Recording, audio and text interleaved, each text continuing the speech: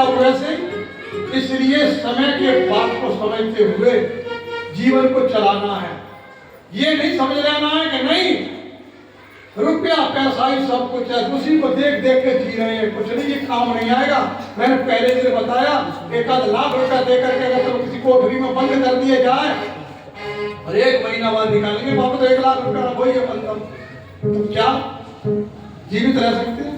तो पैसा हमारे उपयोग की वस्तु है, उसे सदुपयोग करो, भगवान के लिए लगाओ और कल्याण आपका हो। तो दुर्भावना का नाश हो जाएगा, सद्भावना को प्रकट करो और भगवान आपके पास होंगे तो गुरु जी लेकर के चले। आगे आगे सबसे पहले कौन है? गुरु जी, उनके पीछे कौन है? राम जी, और उनके पीछे कौन है? अब आप देख लो, ऐसा जीवन बने हमारा, ये लक्ष्य बन जाए कि भगवान हमसे आगे, भगवान के भी आगे गुरु जी, सबसे पहले गुरु जी आगे दिखाए। और तुम क्या करते हो? क्योंकि बगैर गुरु के रास्ता के बगैर भगवान नहीं चलते, और चलते हुए लेकर के काम पहुंच गए। एक सुंदर आश्रम पड़ा, उस आश्रम की सुंदरता तो दिखाई दे रही थी, लेकिन पशु पक्षी उसमें कोई नहीं था। तो राम जी ने पूछा, गुरुदेव ये कैसा आश्रम है, यहाँ तो कोई रहता ही नहीं, कोई पशु पक्षी यहाँ कुछ नहीं है। तो गुरु जी कह लगे उधर मत देखो, उधर कोई ना देखता, राम उधर मत देखो। तो राम कह रहे गुरु जी जिधर कोई नहीं देखता उधर ही तो मुझे देखना पड़ता है। जब दुनिया के सब लोग छोड़ देते उधर को देखना, उधर मुझे देखना, तो मेरी ये बात खत्म हो जाए। गुरु जी मुस्कुराए कि राम ठीक बोल रहे। तो आश्रम के अंदर ले गए, वहां एक सिरा के रूप में एक नारी को देखा। गुरु जी ने, राम जी ने कहा ये क्या? तो उन्होंने पूरी कथा सुनाई। क्या ये गौतम ऋषि की पत्नी थी?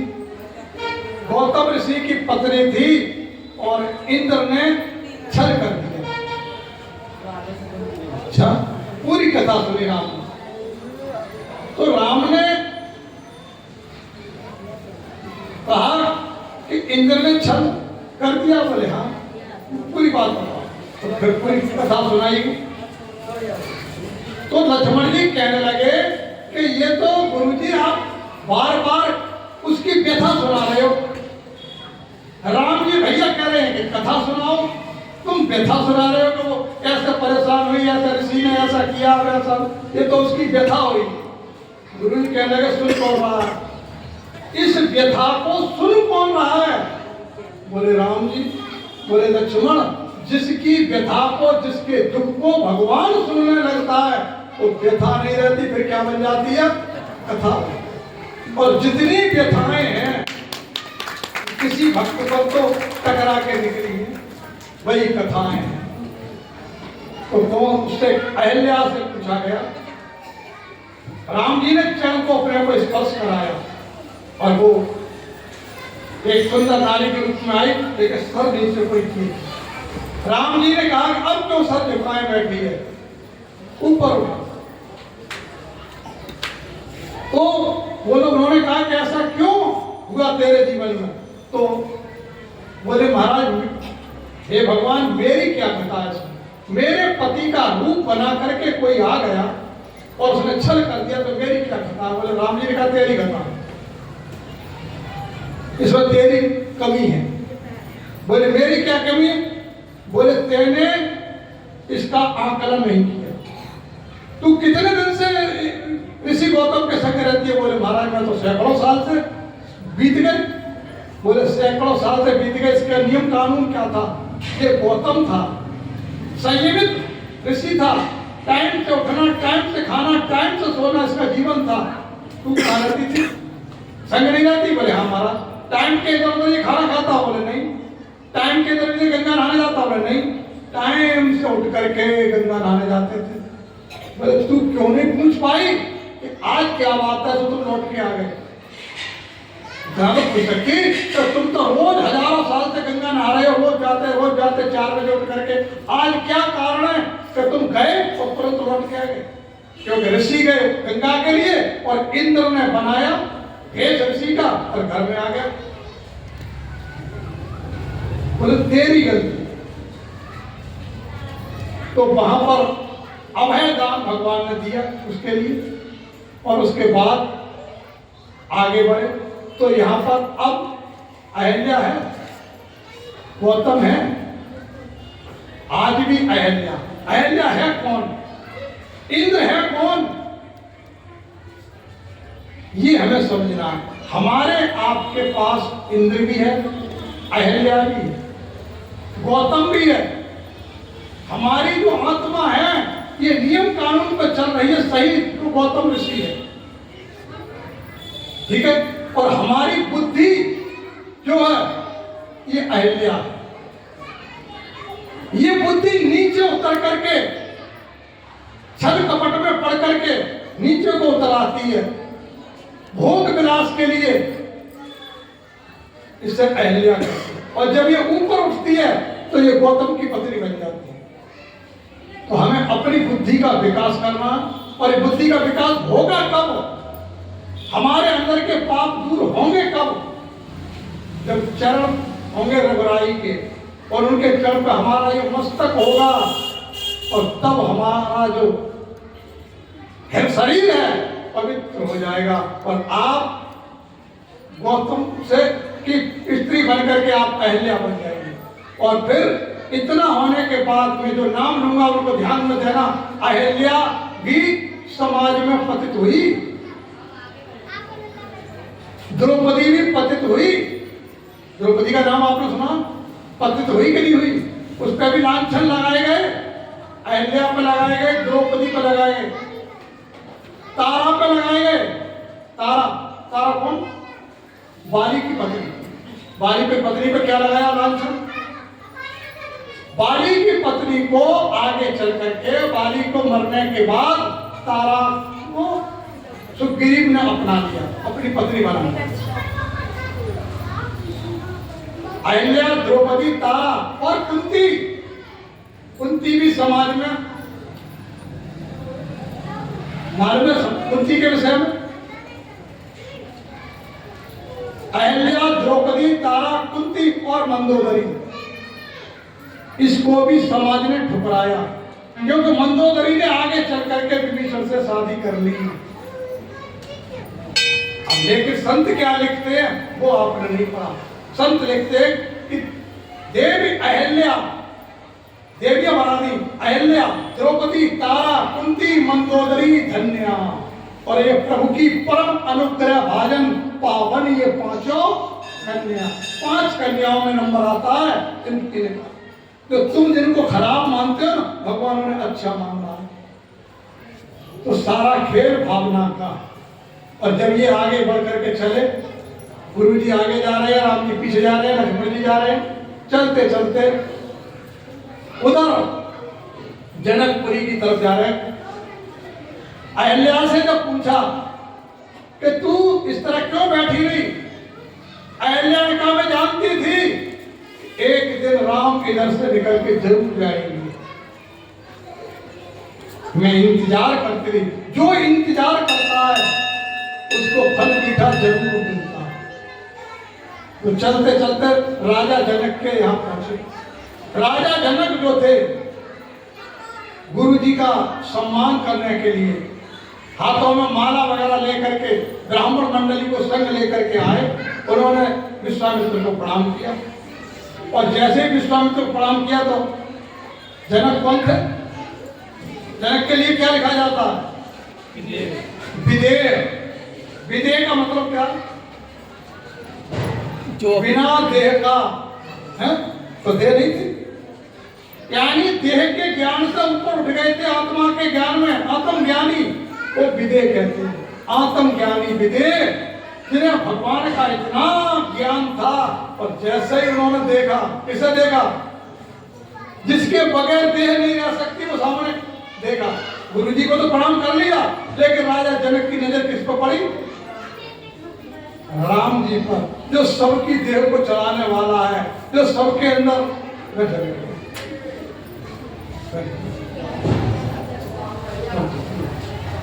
जो सबके अंदर रमण करने वाला है वो सामने खड़ा है। और राजा दशरथ ने देखा, तो राजा दशरथ ने देखा, पहले इधर बैठे, कहीं बैठते इधर, उन्होंने जनक ने देखा इसको अपने प्राण के पति को सामने, जो उनकी भी देह चला रहा है, सामने खड़े चुपचाप, मुझको जानते ही नहीं। तो राजा जनक देख करके क्या पूछते हैं, गुरु जी से कहते हैं, कहो नाथ, हे नाथ कहो, हालचाल पूछे, कहो नाथ सुंदर दो बालक, सुंदर दो बालक, मुनि कुल तिलक, नृप कुल पालक। महाराज ये सुंदर दो बालक कौन है?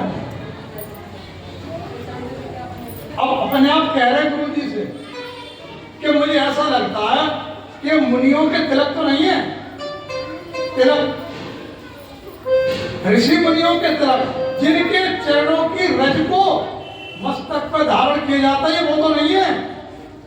ऋषि मुनियों के, जिससे ऋषि मुनि जिनके चरणों की धूल का तिलक लगाते हैं, आप भी गाते हैं, धूल तेरे चरणों की भगवन, चंदन और अबीर बनी, धूल तेरे चरणों की भगवन, चंदन और अबीर बनी, जिसने लगाई निज मस्तक पर उसकी तो तकदीर बनी, धूल तेरे चरणों की सतगुरु, चंदन और अबीर बनी, धूल तेरे चरणों की सतगुरु,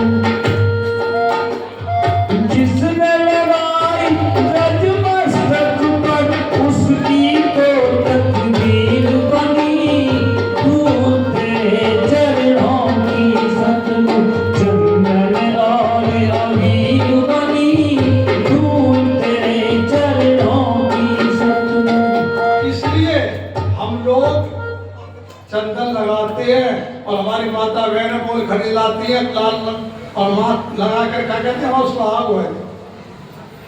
आदमी को गाली देती है, शाम को रोटी डाल देती है और कहती है स्वाग लगा, अरे जिसका स्वाग स्वाग है हमारा लगा हुआ, अभी आपकी तरह देखो हमारे बुद्धि लगी।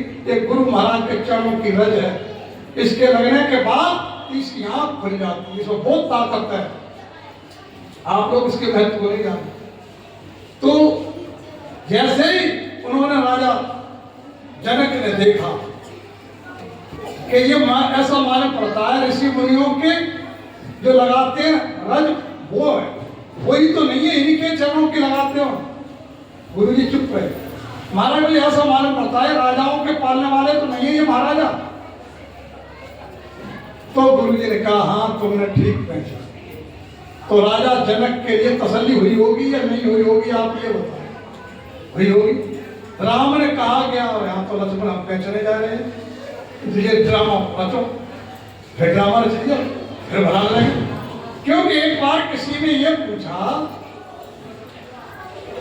कि ऐसा क्यों करते हैं, अगर भगवान यहाँ के हिसाब से ड्रामा ना करे आकर के मनुष्य ही धरने के बाद, तो जितने जो नेता लोग हैं ना मंदिर बंद कर देंगे, ताला लगा देंगे बाहर से, हमारी बताओ, हमारे लिए बताओ, हमारा फायदा पहुंचाओ। इसलिए भगवान चुप के रहता है, रूप बदल के रहता, ऐसे काम कर देता। तो देव तुम भगवान बने कर रहे, देखा तो भगवान ने ऐसा देखा।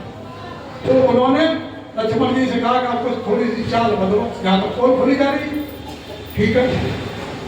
अब गुरु जी के पैर दबाने लगे। गुरु जी को लिटा लिया ऊंचे स्थान पर जहाँ ठहरे हुए थे। एक दूसरे कमरे में राम और लक्ष्मण ठहरे और एक गुरु जी। तो जाते हैं गुरु जी के पैर दबाते, कोई आता अच्छा पानी लेकर के वो गुरु जी के पैर दबाए, दोनों भाई जाते। हम तो नहीं कोई भगवान में समझ में आ रही है। अच्छा बगैर भगवान के पैर दबा सकता है किसी के? कोई मुर्दा दबा देगा? खेल कितना अजब है, कहाँ समझ में आता। कर भी रहा और बहका भी रहा। तो पैर दबा रहे, पैर दबाते पर एक दिन राम जी ने कहा लक्ष्मण थोड़ा सा ड्रामा और कर भैया और कर दो तो चलो ठीक है तुम मत बोलना। बोले हाँ ठीक। बोले गुरु जी हाँ राम जी क्या बात है कि लक्ष्मण जी कह रहे हैं, यानी खुद नहीं कह रहे, क्या कह रहे लक्ष्मण जी? क्या कह रहे हैं पूजा के लिए फूल ला दिया कर, आपके लिए पूजा करने के लिए फूल नहीं आ पाते तो फूल ला देगा। हाँ गुरु जी समझ गए, क्या अब ये कुछ ड्रामा चाह रहे हैं? गुरु से क्या छुपा है? बोले हाँ ले आओ फूल ले आए तो फूल का बहाना करके चल दिए और जा रहे गलियों में होकर निकल के जितनी माता बहनें सब देख रहे तो राम के सूरत को देखकर कौन ऐसा होगा जो मोहित नहीं होगा? सारे नगर के लोग मोहित हो गए, एक पल में जाकर के सब पर कब्जा कर वो सब दुहाई देने लगे उनकी और जाकर के बगीचे में पहुंचे। उधर सीता बगीचे में अपनी सहेलियों को लेकर, सीता ने देखा राम को, राम ने देखा सीता को, तो एक भाइयों को दोनों को देखा, दोनों को देखा, दोनों ही चूर में चूर हुए, दोनों ही चूर में चूर हुए। इतलोक लाज उत सकी साथ इसलिए दूर ही दूर रहे। इतलोक लाज और सकी साथ इसलिए दूर ही दूर रहे। सकी साथ इसलिए दूर ही दूर रहे। दोनों की शक्ति एक हो गई देखते ही। आप सब जानते हैं आंखों में से जो नूर निकलता है, जो प्रकाश निकलता है, उसी का तो खेल है सब, उसी का तो हो रहा है। और ये दो के बीच में हो रहा है, सूरज के और इन आंखों के। इन आंखों में रोशनी कहां से आ रही है? अंदर से, इनमें होकर के निकल रही, और सूरज की रोशनी उधर से आ रही है। तो दोनों के बीच में ये कथा हो रही है। अगर सूरज बिल्कुल छुप जाए तो यहाँ एक दूसरे का चेहरा दिखाई नहीं देगा, थोड़ी देर बाद देख लेना। और सूरज खूब तेजी से निकला और हमने अपनी आंखें बंद कर लिया, सूरज दिखाई दे रहा, तो क्या हो रहा कि रोशनी को देख रही है। बाहर की सूरज की रोशनी और हमारे अंदर की रोशनी, दोनों रोशनी के बीच में ये कार्यक्रम चल रहा है, संसार चल रहा है। बोलिए आनंद कंद भगवान की जय।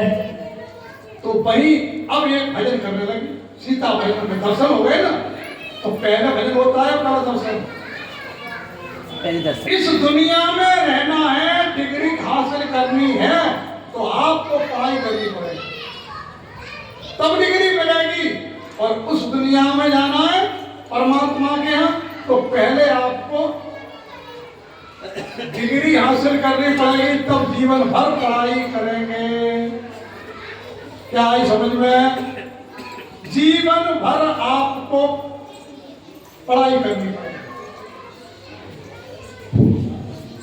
बोलिए आनंद कंद भगवान की जय। तो उल्टा खेल है, यहाँ डिग्री मिलेगी 1 साल बाद और यहाँ डिग्री सीता जी ने पहले लेके दिखा दी। इसी तरीके से भक्ति करके भगवान मिलेगा या भगवान को प्राप्त करके भक्ति करेंगे? बोलो, पहले भक्ति करें हैं? पहले भक्ति करें तब भगवान मिलेगा। सीता ने क्या किया? पहले भक्ति की कि भगवान पहले प्राप्त कर लिया, तो सीता को ना सीख पाए। अरे सीता को ना सीख पाए, अर्जुन को ही सीख लेते। अर्जुन को पहले भगवान मिले या पहले भक्ति? पहले भगवान मिलकर गाड़ी हटवाई और फिर ज्ञान लिया उनसे, तब भजन किया तो विराट रूप देगा। तो पहले भगवान को दर्शन करना पड़ेगा, तब विश्वास। कभी तो लड़का पहले देखने जाते कि शादी पहले कर देता तब लड़का देखेंगे। पहले लड़का देखते, घर देखते, मकान देखते, द्वार देखते, क्या है, अब अपनी लड़की से समर्पण करेंगे। ऐसे ही लड़की लिए बैठी हुई आत्मा अंदर, और परमात्मा रूपी दूल्हा को समर्पण तब करो, पहले इसको दिखा दो कि देख तेरे लिए ये दूल्हा बना रहे हैं, देख। पहले ही आपने दे बैठे दिल किसी और को तो फिर क्या होगा? इसलिए जिंदगी भर पछताना पड़ेगा। ये बार बार इसलिए सुनाया जाता है कि बहुकार करिए सत्संगा, तब होंगे सब संसार भंगा। अगर जीवन के संसार खत्म करने हैं तो बार बार कथा सुननी पड़ेगी। और जब बार बार कथा सुनकर क्या होता है, पवित्रता होती है। और पवित्रता जब आएगी तो भगवान आपके करीब आएगा। आपने साबुन लेकर के कपड़ा को भिगो करके एक बार से घुमा देना, कपड़ा हो गया साफ। बार बार आप साबुन लगा करके बार लगाते तो कपड़ा साफ। ऐसे ही बार जब हम खेत को निकलेंगे, किसान बार खेत जोतता है तो बंजर खेत में बीज बोता है। ऐसे ही बार ये कथा सुना के जब तुम्हारा हृदय रूपी खेत पवित्र हो जाएगा, बीज बोने के लायक, उसी दिन परमात्मा के नाम का बीज बो दिया जाएगा, तब वो अंकुरित होगा। बीज बोने के बाद फिर उसमें थोड़ा सा अंकुर निकलेगा। अब उसको फिर चाहिए खाद पानी। फिर खाद पानी का मतलब बार कथा पर सुननी पड़ेगी। जिनको ज्ञान है वो भी, जिसको नहीं है उसे भी कथा बार सुननी पड़ेगी। तब वो आपका छोटा सा पौधा फिर वृक्ष बनेगा। और जब वृक्ष बन जाएगा तो 4 महीने से फिर कथा कौन सुना रहा था? आपके सामने की बात है। मेरी ऐसी बात नहीं, मुझ पे क्या रखा है, कोई तो कुछ नहीं। बार जाना तो 4 महीने से मैं मेरी मौजूदगी में सुनाना शुरू कर दिया। पौधे से वृक्ष बन गए। तो जब वृक्ष बन जाता फिर छांव में लोग आने लगते उसके। आप लोग छांव में आकर के बैठने लगे। ये सिस्टम हमारे ऋषि मुनियों का रहा। तो भगवान राम ने सीता माता को देख लिया, सीता माता ने राम को देख लिया। एक दूसरे के हृदय में एक ही कर्म हो गया। और उसके बाद एक दिन आया, सभी राजा लोग इकट्ठे हो गए। 10,000 राजा आ गए। सबने अपना स्थान ग्रहण कर लिया। तो राजा दशरथ ने, तो राजा जनक ने ऐलान कराया, जाओ ऐलान कर दो, तारीख आ चुकी है और हमारी जो प्रतिज्ञा है वो रखो। तो राजा दशरथ की क्या प्रतिज्ञा थी? राजा दशरथ जनक की क्या प्रतिज्ञा थी? जो सब बोला, जो धनुष को तोड़ेगा। क्या प्रतिज्ञा? जो धनुष को तोड़ देगा उसको हम अपनी लड़की दे देंगे। अरे सीता मत को लड़की कहते हो, तुम्हें अच्छा लग रहा है या बुरा लग रहा है? कि जो आदमी इस रामायण को उठा के ले जाएगा वहां तक हम उसको अपनी लड़की दे देंगे। ये क्या होगा? जुआ होगा कि नहीं होगा? बोलो, नहीं हुआ? कितना खराब शब्द है, लड़की दे देंगे। और ये चीज जनक ने, जिसको आत्मा का ज्ञान था, उसने ये चीज दाव पे लगा दी। दाव पे तो लगाना है बेटी को। तो क्या वो जानते नहीं थे? फिर ऐसा पर बैठे, एक तरह का जुआ है ये। इस पर थोड़ा सा आपको ध्यान देना। क्यों? क्योंकि धनुष तो था शिव जी का था। राजा जनक के घर में रखा हुआ, शिव जी का धनुष राजा जनक के घर में रखा हुआ था। और उसके नीचे में इतना विशाल धनुष था कि उसके नीचे मिट्टी की ध्यान रखा था। सीता ने उसको ऐसे उठा लिया, उठाकर नीचे झाड़ू से सफाई कर। राजा जनक ने देख लिया, अरे जो 4-4, 6-6, 10-10 आदमी भी ना उठा पाते तो एक जगह रखा बरसों से। ये लड़की हमारे पर इस समय में साधारण होगी। उन्होंने उसी दिन प्रतिज्ञा अग्नि, उन्होंने गुरु जी को बुलाया, ऋषि मुनियों को बुलाया, ब्राह्मण देवताओं को बुलाया। सबने बैठ करके मंत्रणा की। बोले आज बड़ा विचित्र तमाशा हुआ। बोले क्या? तो सीता ने धनुष एक हाथ से उठा दिया। अब उनके जो गुरु जी थे हंसने लगे। तो सीता को क्या साधारण लड़की समझ रहे हो? वो तो देवी है, माता भगवती है। वो तो तुम्हारे घर में पैदा हुई है क्या? तरह तरह की कथाएं सुन। अब उनकी आंखें फिर बोली जा रही। बोले हाँ माँ, ये तो बात है। बोले फिर क्या करें? बोले कहाँ ढूंढ जाओगे? और कैसे ढूंढ लोगे? इसलिए प्रतिज्ञा करो, दांव पे लगा दो। जो उसका होगा वो अपने आप आकर के अपना लेगा। तब ये प्रतिज्ञा की गई। तब राजा जनक ने प्रतिज्ञा ढिंढोरा पीटा गया। इसमें दूसरा प्रश्न आता है कि दशरथ को नहीं बुलाया गया। सब जगह निमंत्रण गया, ढिंढोरा पीटा गया हर उसमें देश में, लेकिन राजा दशरथ के यहाँ। क्यों? राजा दशरथ यहाँ ना जानते? राजा दशरथ के यहाँ पर निमंत्रण नहीं भेजा गया। क्यों नहीं भेजा? ये बड़ी समझने की बात है, अगर आप ध्यान दें तो इस कथा को सुनो। राजा दशरथ के यहाँ पर इतना भजन करने वाले लोग थे, तपस्वी। ये नहीं कि खाली राजा रानी भजन करते, एक एक बच्चा बच्चा पूरा अयोध्या का इतना तपस्वी था कि एक बार राजा जनक के यहाँ पर एक साध्वी अपने पति को लेके जा रही थी, पतिव्रता।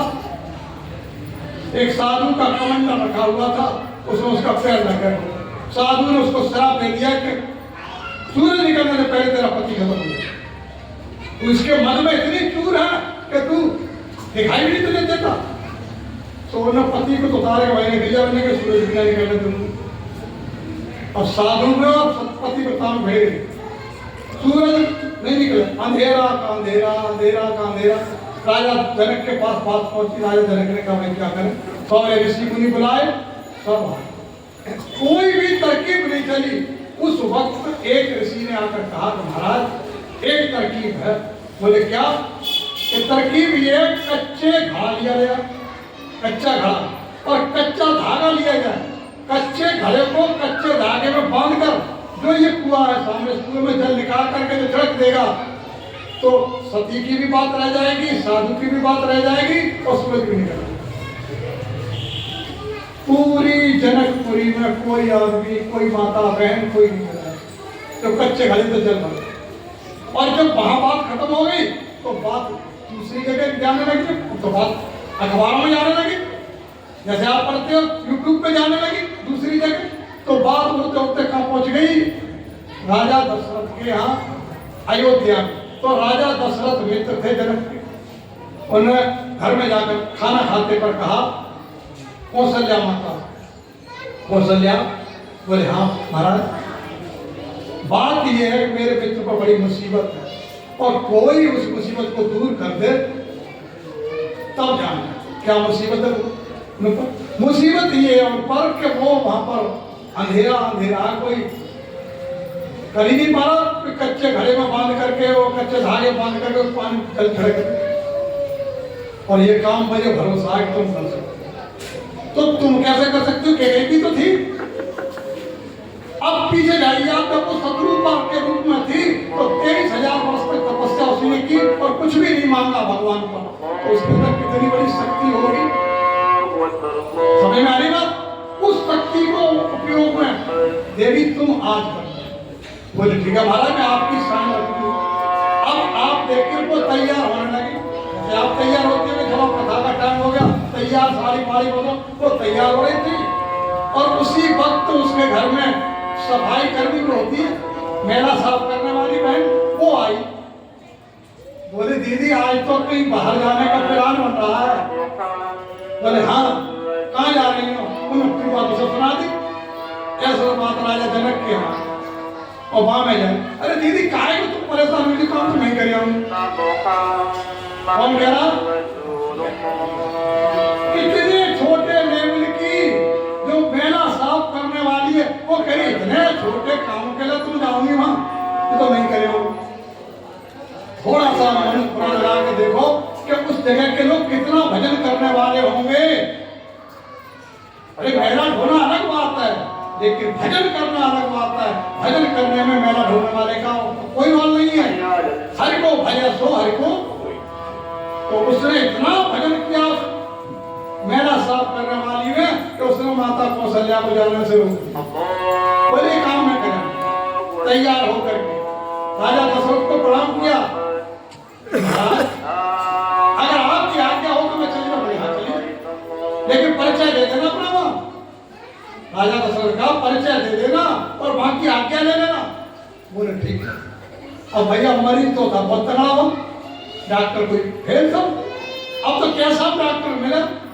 तो वो पहुंची, सबके प्रणाम किया उसने। मैं राजा दशरथ ने रथ की व्यवस्था की, रस्ते को पहुंची और उसने सबको प्रणाम किया कि मैं हरा जाति की महिला हूँ। राजा दशरथ के घर में मैं स्वीपर का काम करती हूँ, सफाई कर्मी हूँ। अगर आप सबकी इजाजत हो, आज्ञा हो, तो मैं जो आपके सामने संकट है, मुसीबत है, इसको दूर करूंगा। तो भैया कौन नहीं चाह रहा होगा वहां की मुसीबत जल्दी दूर हो, सब एक करते तो दूर। अबे ना देखेंगे बालक तुम मेहता नहीं करने चाहे तुम्हें, अबे तो तू दूर करते, अबे उंगली डाल दो मुंह में, क्या पंडित जी होगा कौन हो, फिर तू भंगनिया हो जाएगी। अबे उंगली साफ कर। उसने जा करके वो चली, जा करके उसने प्रणाम किया, खड़े होकर के सबको प्रणाम किया, यानी अपना अहंकार को दूर किया। और उसके बाद उसने कच्चा घड़ा बनाया, कच्चे घड़े में कच्चा धागा बांध करके डुबो करके पानी भर करके और छिड़क दिया, एकदम सूरज निकल आए और व्यथा खत्म। राजा जनक को देख रहे थे। राजा जनक बोले हो हमारे राज्य में तो ऐसी कोई नहीं, हमारी घर की पुरानी नहीं भले करते ही नहीं थे। राजा जनक के लिए तो आता है कि विदेरा जनक, पत्नी के लिए तो मेरा नहीं आता। जरूरी करो पति भजन करो, पत्नी करे, ऐसा जरूरी नहीं है। करते भजन क्या करेंगे? भजन करेंगे, रोटी नहीं मिल रही, पानी मिल रहा है, कि कार ना है, कि बंगला ना है, कोठी ना है, क्या करेंगे? भजन करेंगे। लेकिन तो समझ जाता है कि राम नाम सत्य है, न कोठी सत्य, न बंगला सत्य, कुछ भी सत्य, एक दिन जब जाएंगे तो राम नाम ही सत्य है, जिसके हृदय में उतर जाती है। तो मुझे थी राजा जनक को याद आई, हमारे यहाँ तो कोई ऐसा है नहीं। और ये कब याद आ रही है कि जब निमंत्रण भेजे जा रहे हैं, और उन्होंने कहा अगर हमने ये निमंत्रण सीता का भेज दिया कि जो